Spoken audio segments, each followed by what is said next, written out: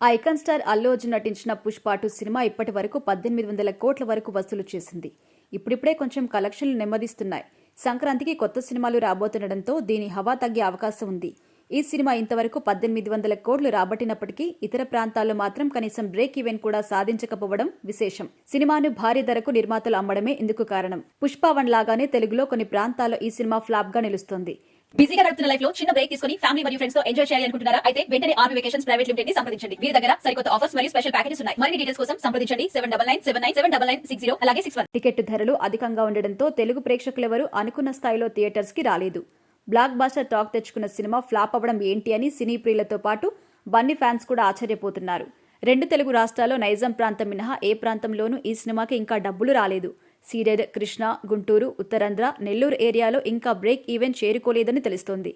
పుష్ప 1 కూడా ఏపీలో చాలా ప్రాంతాల్లో బ్రేక్ ఈవెన్ కాకపోతే బయ్యర్లకు నిర్మాతలు డబ్బులు వెనక్కిచ్చారు.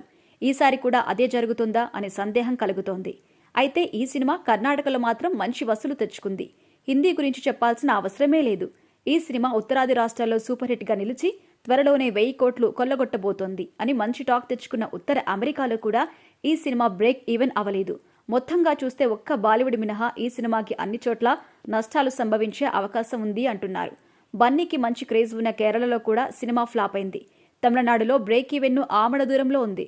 అక్కడ పొంగల్కి గేమ్ చేంజర్ తో పాటు మరో 6 సినిమాలు విడుదలకు సిద్ధంగా ఉన్నాయి. నష్టపోయిన వారి పరిస్థితి ఏంటి అనేది ఇప్పుడు అందరిలో ప్రశ్నార్థకంగా మారింది. నిర్మాతలు భారీగా డబ్బులు ఖర్చు పెట్టడం, హీరో అత్యధికంగా పారితోషికం తీసుకోవడం లాంటి కారణాలన్నీ కలిపి సినిమా బడ్జెట్ పెరిగిపోయి డిస్ట్రిబ్యూటర్లకు, బయ్యర్లకు అధిక ధరలకు అమ్ముతున్నారు. అంత డబ్బులు వెనక్కి రాక కొనుగోలుదారులంతా తీవ్రంగా నష్టపోతున్నారు.